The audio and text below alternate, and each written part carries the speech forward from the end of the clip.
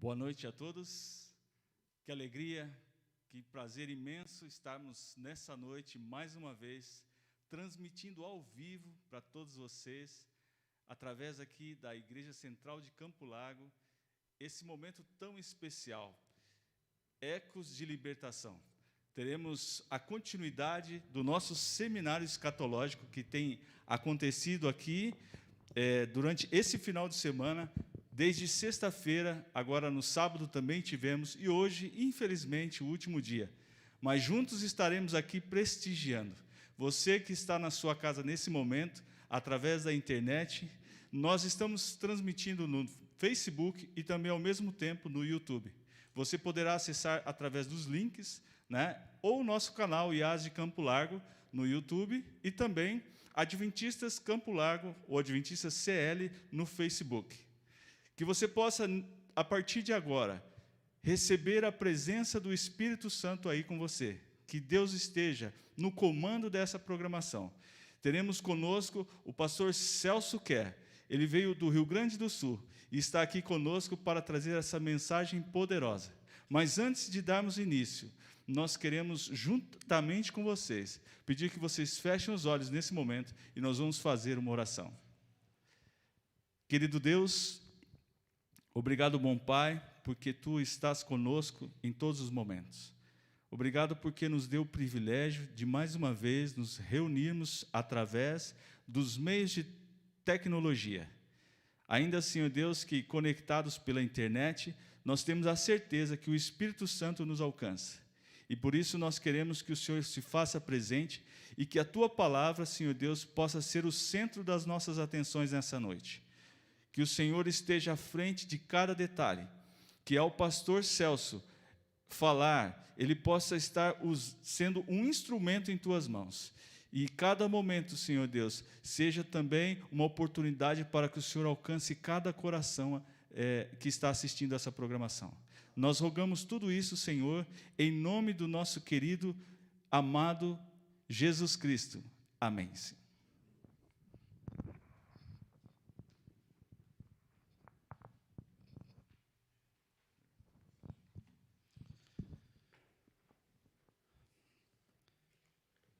Queridos irmãos e amigos, estamos chegando na última apresentação do nosso seminário escatológico, um resumo bastante sucinto dos últimos acontecimentos. Na sexta-feira à noite, nós abordamos os aspectos das profecias já cumpridas. E nós sabemos que não existe nenhum movimento de profecia a mais a se cumprir, a não ser os últimos acontecimentos, os acontecimentos do tempo do fim.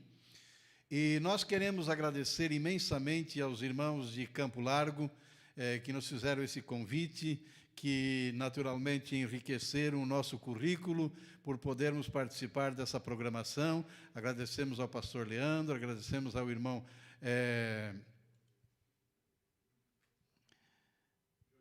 Jonilson, pelo convite, àqueles que nos prestigiaram durante essa semana, e nós queremos dizer para os irmãos que, naturalmente,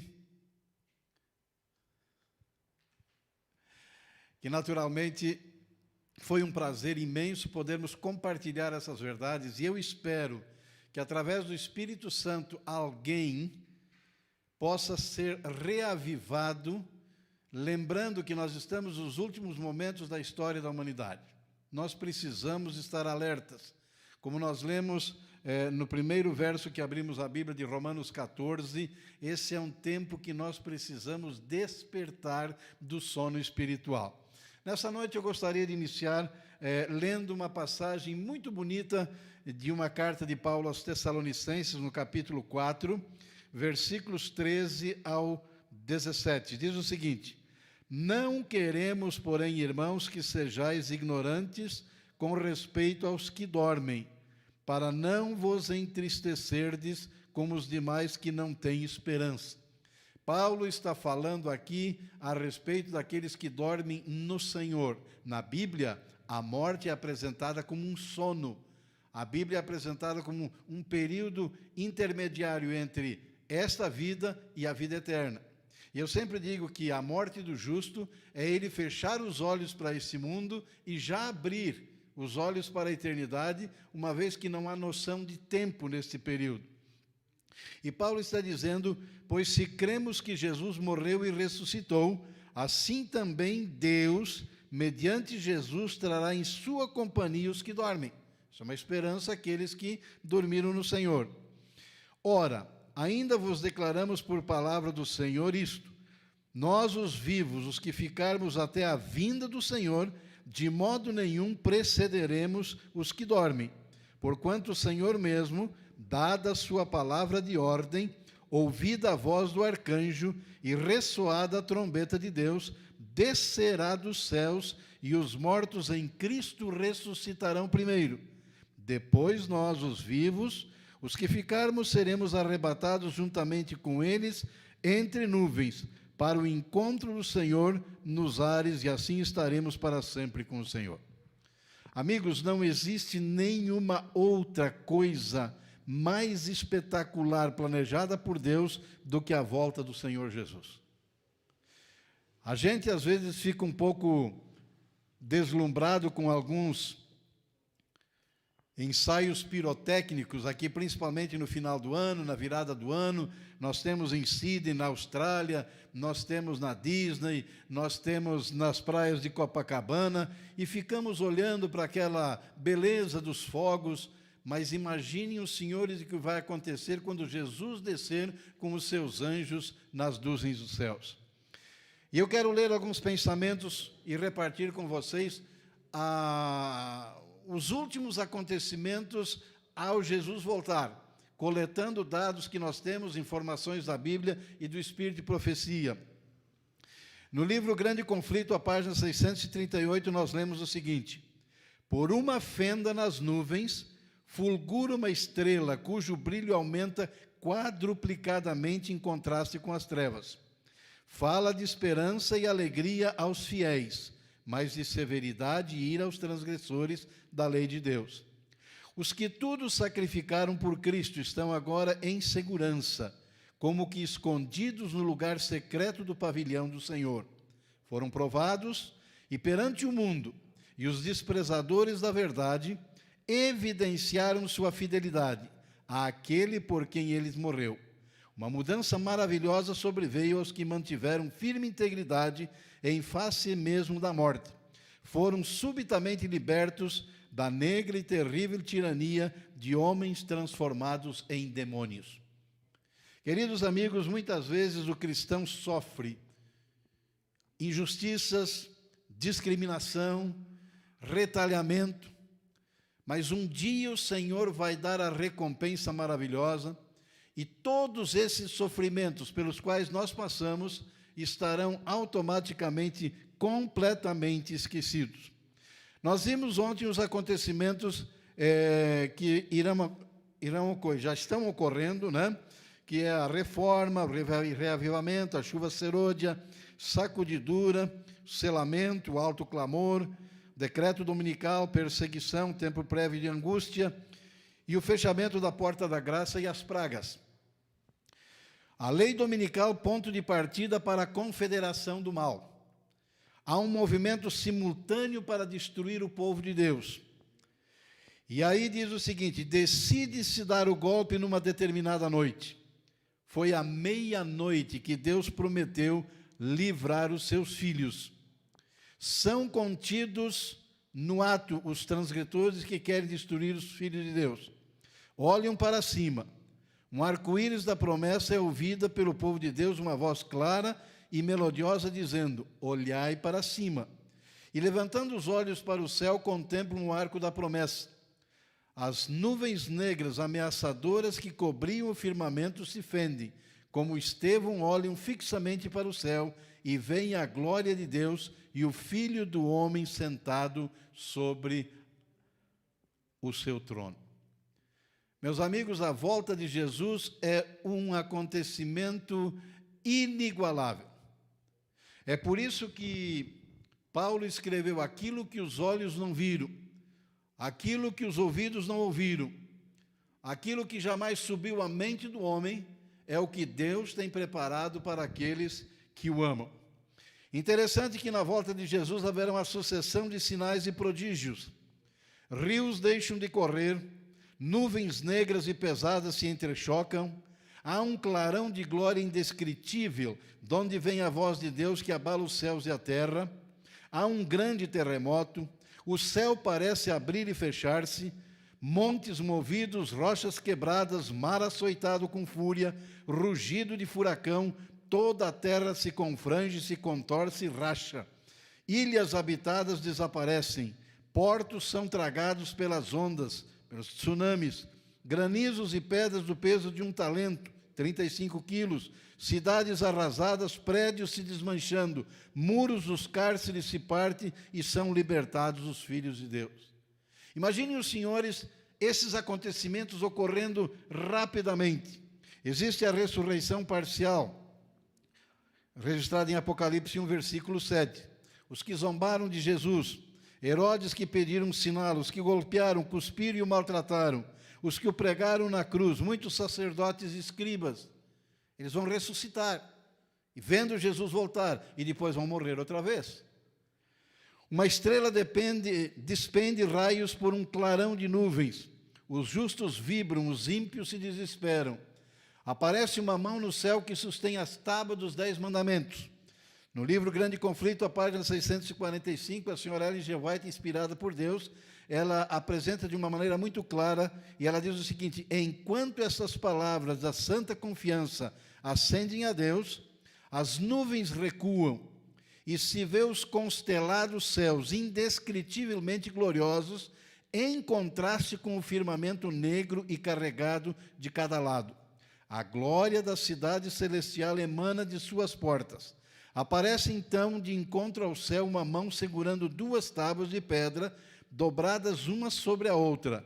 Aquela santa lei, a justiça de Deus, que por entre chamas e trovões foi dada no Sinai e foi proclamada como guia de vida, revela-se agora aos homens como regra do juízo.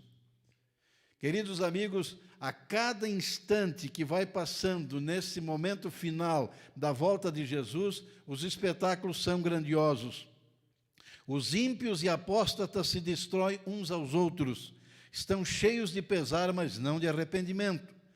Acusam especialmente os seus pastores, o povo vê que foi iludido, um acusa o outro de o ter levado à destruição. Todos, porém, se unem em acumular suas mais amargas condenações contra os ministros. Pastores infiéis profetizaram coisas agradáveis e levaram os ouvintes a anular a lei de Deus e a perseguir os que a queriam santificar. Os ministros não escaparam da ira de Deus. Seu sofrimento foi 10 vezes maior do que o do seu povo. Imaginem os senhores a responsabilidade que os pastores têm, que devem anunciar a mensagem bíblica. Aqueles que não o fizerem, aqueles que permitiram iludir o povo, é bem claro que eles pagarão 10 vezes mais no dia do juízo. Interessante que, em meio a esse tumulto todo, a voz de Deus proclama o dia e a hora da vinda de Jesus. Imagine que coisa extraordinária. E no Grande Conflito, a página 640, inspirado por Deus, a senhora vai diz: a sua voz é ouvida do céu, declarando o dia e a hora da vinda de Jesus e estabelecendo o concerto eterno com o seu povo. Queridos, imaginem os fiéis a Deus que serão perseguidos, alguns serão até mortos antes do fechamento da porta-graça, que passarão pela grande angústia de Jacó. Que privilégio será quando eles puderem ouvir de Deus o momento, o dia e a hora da volta de Jesus. Há uma descrição maravilhosa que diz assim: surge no Oriente uma pequena nuvem negra, aproximadamente do tamanho da metade de uma mão de um homem. É a nuvem que rodeia o Salvador e que, à distância, parece estar envolta em trevas. Em solene silêncio fitam-se enquanto se aproxima da terra, mais e mais brilhante e gloriosa, até se tornar uma grande nuvem branca, mostrando na base uma glória semelhante ao fogo consumidor e encimado pelo arco-íris do concerto. Jesus nas nuvens avança como um poderoso vencedor. Você pode imaginar, olhando para o céu, e ver uma comitiva celestial, brilhante, ruidosa, né, aproximando-se da terra. O céu se recolhe como um livro que se enrola, segundo Apocalipse 6, 12 a 17. A terra treme, movem-se os montes e os mares. Então haverá a ressurreição dos justos, em 1 Coríntios 15, 50 a 57. Os justos vivos são transformados assim, num momento, num abrir e fechar de olhos. A voz de Deus foram eles glorificados. Agora tornaram-se imortais e com os santos ressuscitados são arrebatados para encontrar-se com o Senhor nos ares. É interessante que a primeira vez que Jesus veio a esse mundo, ele nasceu como um bebezinho numa manjedoura indefesa. Agora ele vem como Rei dos Reis e Senhor dos Senhores. Mas ele não pisará nessa terra. Ele aguardará nas nuvens, porque essa terra ainda não foi purificada. Os ímpios mortos continuarão dormindo e os ímpios vivos serão destruídos. Os justos seguirão para o céu num cortejo indescritível. Vejam como a pena inspirada escreve esse detalhe. Antes de entrar na cidade de Deus, o Salvador concede a seus seguidores os emblemas da vitória, conferindo-lhes as insígnias de sua condição real. Em cada mão são colocados a palma do vencedor e a harpa resplandecente. Então, ao desferirem as notas, os anjos dirigentes, todas as mãos deslizam com maestria sobre as cordas da harpa, tirando-lhe suave música em ricos e melodiosos acordes. Às vezes, para nós, é difícil imaginar uma cena tão maravilhosa. Nós estamos acostumados com o pecado, nós estamos acostumados com a destruição, nós estamos acostumados com tudo aquilo que não é bom. E agora nós estamos vendo um quadro totalmente diferente. E então, finalmente, estaremos no lar. Diante da multidão de resgatados está a santa cidade. Jesus abre amplamente as portas de pérolas, e as nações que observaram a verdade entram.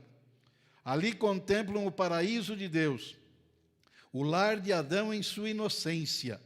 Então aquela voz mais harmoniosa do que qualquer música que tenha soado, já aos ouvidos mortais é ouvida dizer: vosso conflito está terminado. Vinde benditos do meu Pai, e possuí por herança o reino que vos está preparado desde a fundação do mundo.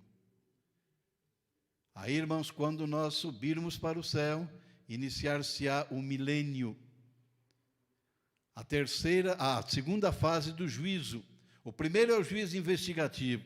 Essa segunda parte que acontece durante o milênio é o juízo justificativo, explicativo. E então, depois do milênio, virá o juízo punitivo. Quais são os acontecimentos durante o milênio? Os justos no céu vão ver passar a vida de cada indivíduo e vão louvar a Deus porque aquelas pessoas são dignas de estar lá no céu. Terminado o milênio, Jesus retorna para essa terra. E antes dele chegar na terra, os ímpios são ressuscitados. Satanás é solto da sua prisão. Essa prisão durante o milênio que ele ficou aqui na terra sem ter a quem tentar.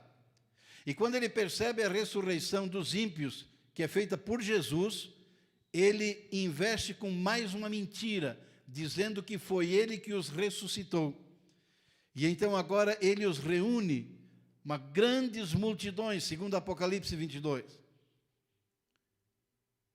E ele diz para eles o seguinte: olha, nós só precisamos destruir aquele pequeno grupo que está naquela cidade que desceu dos céus.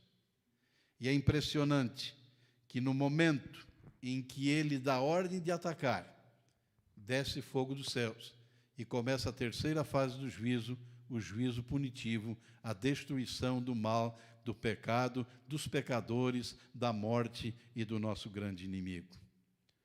E, meus amigos, o grande conflito terminou. Pecado e pecadores não mais existem. O universo inteiro está purificado. Uma única palpitação de harmonioso júbilo vibra por toda a vasta criação.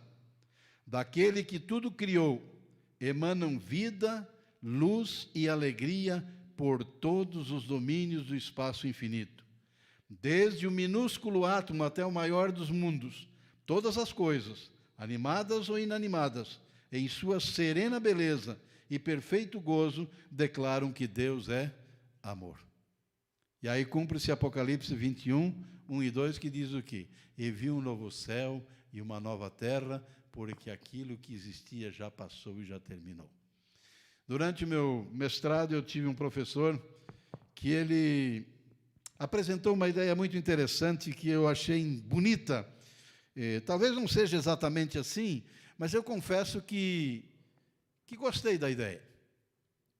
Ele diz que assim que os ímpios forem destruídos, segundo Malaquias, o que vai ter na terra? Destruição total. O fogo que vai purificar essa terra é o mesmo que destrói os ímpios. E o que vai acontecer então? Esse mundo está um caos.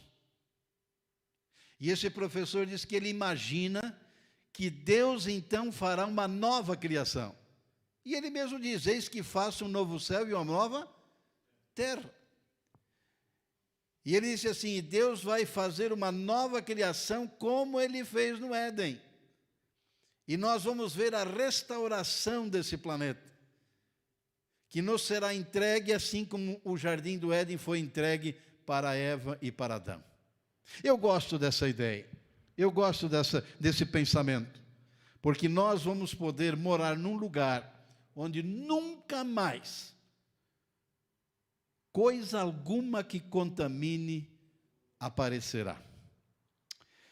Queridos, nós temos diante de nós todos os acontecimentos bem claros e definidos. Deus nunca faria alguma coisa sem comunicar antes para os seus filhos, através dos profetas. Queridos, nós temos toda a luz que necessitamos para irmos para o céu. E nós estamos tão próximos da eternidade, que seria muito triste, na reta final, nós perdermos o objetivo maior. Queridos amigos, eu gostaria de, nesta noite, nesse nosso último encontro, fazer um apelo muito especial para você. Não deixe que o espírito laodiceano tome conta de você. Um dia um senhor me perguntou, pastor, nós somos Laodiceia? E eu disse para ele, irmão, nós vivemos no período da Laodiceia, mas nós não podemos ser laodiceanos. E é por isso que nessas mensagens de sexta-feira, de ontem, nós falamos, nós temos que aproveitar a oportunidade de graça que Deus está nos concedendo. Quem de nós garante que estará vivo daqui 30 segundos? Ninguém tem essa garantia. Quem tem a certeza de que eu voltarei a pregar nesta igreja outra vez? Ninguém tem. Mas eu gostaria que você que está nos assistindo, que você que está nos ouvindo, que você pensasse, esse é um período que eu tenho que me preparar, esse é um período que eu tenho que me despertar. E Deus é tão bom, se você negligenciou até agora, mas se você resolve agora tomar uma atitude de um reavivamento, de uma reforma na sua vida, o Senhor vai te abençoar e vai te dar todas as condições para que estejas preparado quando Ele voltar. Ninguém sabe quando Ele vai voltar. Quantas oportunidades você já teve na vida? Quantas você já aproveitou? Eu quero terminar, irmãos, contando uma experiência que eu gosto bastante.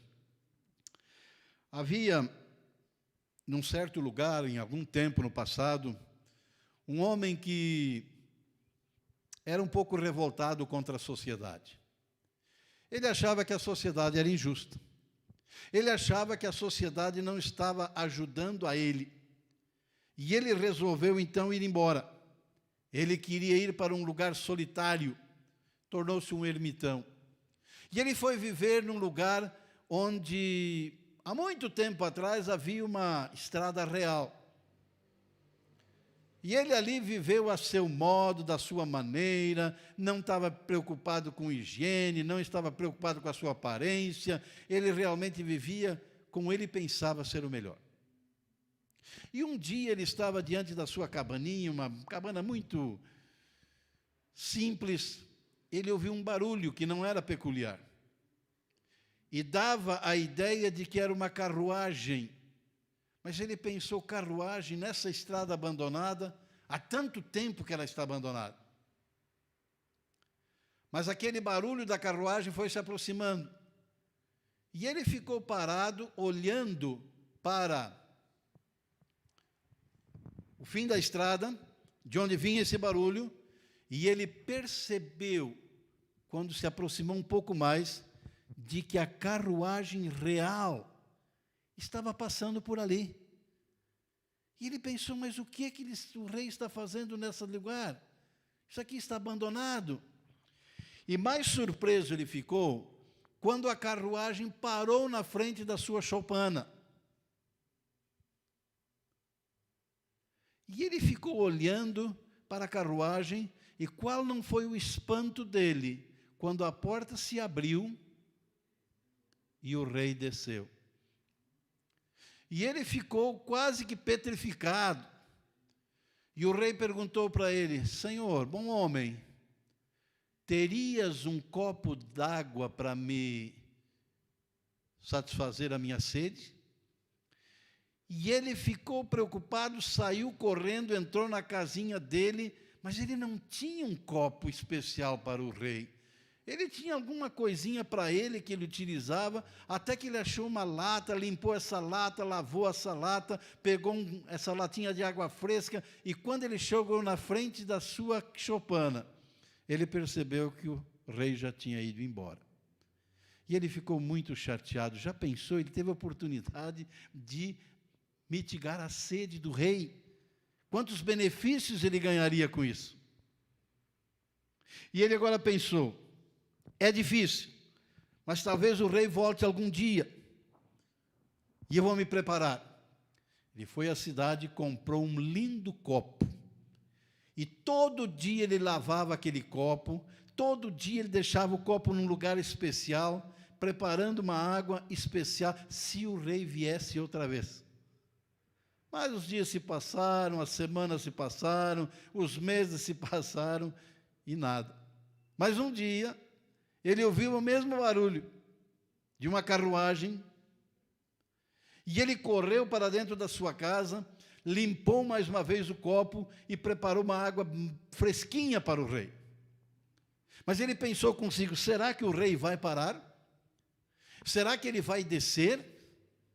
E ficou naquela expectativa. A carruagem se aproximou, para sua surpresa a carruagem parou, e mais ainda, o rei desceu. O rei desceu, olhou para aquele homem e disse, meu amigo, essa estrada está ruim, eu estou muito cansado, você não teria uma cama para eu poder repousar um pouco? E ele olhou e disse, majestade, o senhor não gostaria de um copo d'água? Ele disse, não, da outra vez faltou água, agora nós trouxemos a provisão, eu gostaria de uma cama para me reclinar e descansar um pouco. Mas ele não tinha uma cama preparada para o rei. E ele correu para dentro da sua casa, e ele tentou arrumar algumas coisas ali, alguns panos, ele não tinha nada que pudesse oferecer ao rei, mas ele conseguiu arrumar um catrezinho velho ali, e quando ele saiu, o rei tinha ido embora. E ele pensou, a segunda vez que eu perdi essa oportunidade de servir o rei. E daquele dia em diante, aquele homem resolveu fazer uma reforma total na sua vida.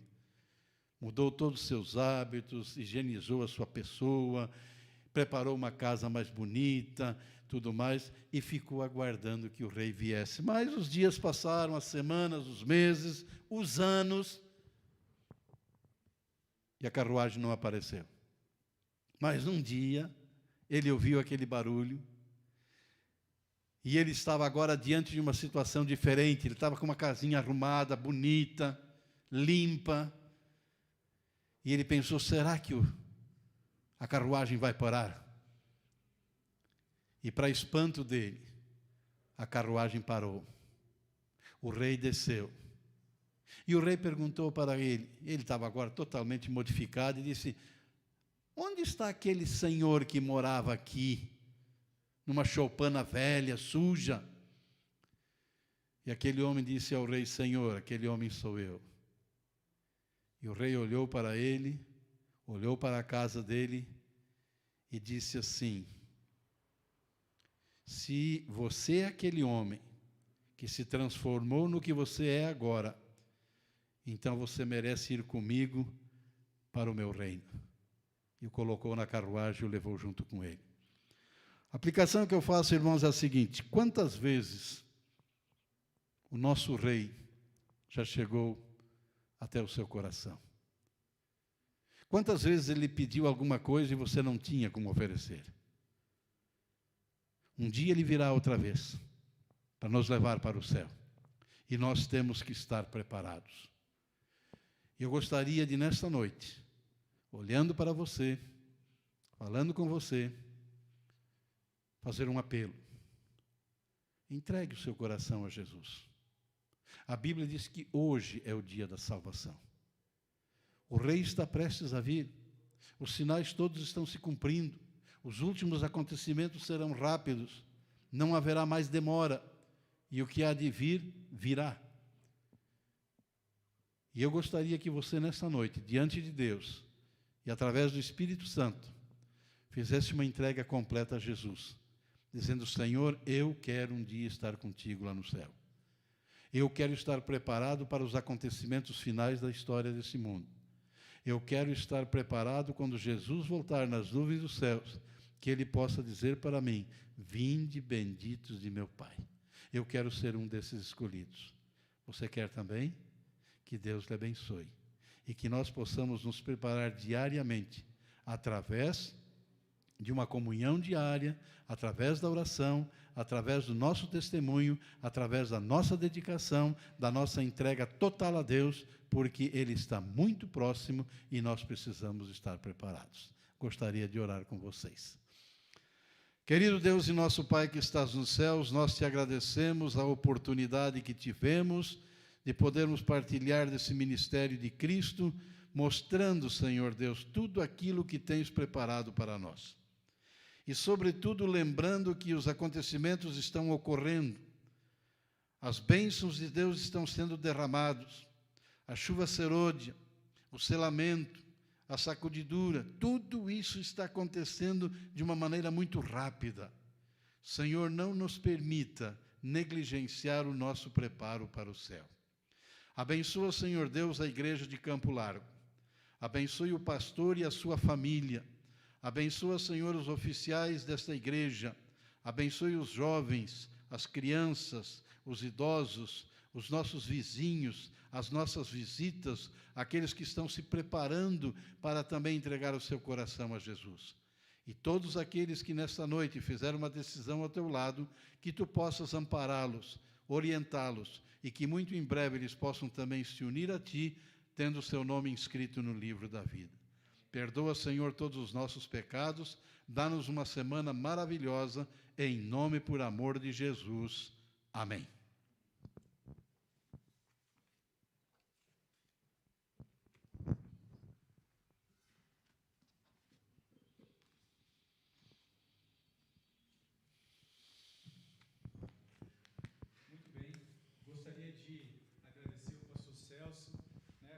Mensagens maravilhosas, com certeza acrescentaram muito, né? Inspiraram a cada um de nós, não tenho dúvida disso. Muito obrigado, pastor. A igreja de Campo Largo é muito grata ao Senhor, as portas estão abertas. Já estou sabendo que tem um lobby aí para tentar trazer o senhor em definitivo para Campo Largo. E com certeza vai ser uma bênção sempre poder receber o senhor aqui. A gente agradece muito, né, por ter vindo, dedicado esse tempo com a gente aqui. Muito obrigado. E a você que está acompanhando a gente convida você, então, nesse próximo final de semana, no próximo sábado, a partir das 10 horas, estar conectado com a gente aqui nesse mesmo canal, tá bom? Estaremos ao vivo aqui, você é o nosso convidado, e todas as nossas programações você vai acompanhar sempre aqui pelo seu celular, tá bom? Então, fique ligado nos grupos da igreja, nos grupos do WhatsApp da igreja. Se você ainda não está no grupo, coloque aqui depois, mande para a gente o seu número para a gente acrescentar você aqui, para você participar junto com a gente, tá bom? E com certeza vai ser muito bom ter você acompanhando aqui. Nós tivemos várias pessoas interagindo com a gente aqui. Temos aqui a Caroline Paularte e o Gilberto, mandando aqui um boa noite. Tem aqui uma aluna do pastor Celso, lá em Manaus, e foi a ovelhinha dele também lá, a Callahan, mandando um abraço para o pastor Celso. Temos aqui também a Rosângela e o Moisés, mandando boa noite. A Raquel Paularte, a irmã Glau também está mandando boa noite aqui. Josias, irmã Ivone mandando boa noite, irmão Clóvis, enfim, são várias pessoas aqui deixando o seu boa noite, deixando a sua mensagem. Se você ainda não se inscreveu aqui no nosso canal, se inscreva, ative o sininho da notificação para você estar por dentro, acompanhando aqui tudo aquilo que a gente vem postando, colocando aqui, para você não perder nenhuma dessas informações, tá bom? Um grande abraço para vocês, Deus abençoe bastante você e a sua família, e nos vemos aqui na nossa próxima live. Um abraço.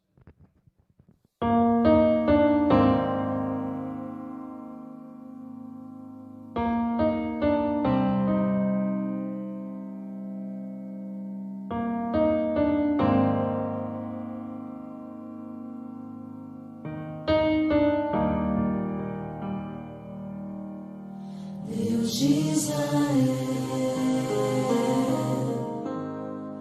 Cristo Jesus, habita em mim, Espírito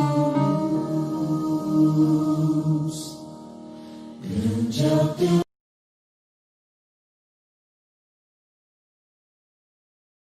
criaste a terra e o céu, hoje tua glória invade meu ser, aleluia,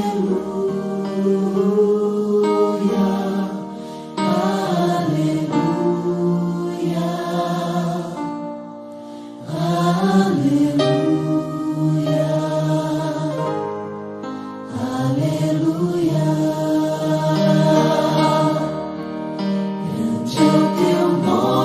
Ó Deus de Israel, pois tu criaste a terra e o céu, hoje tua glória invade meu ser.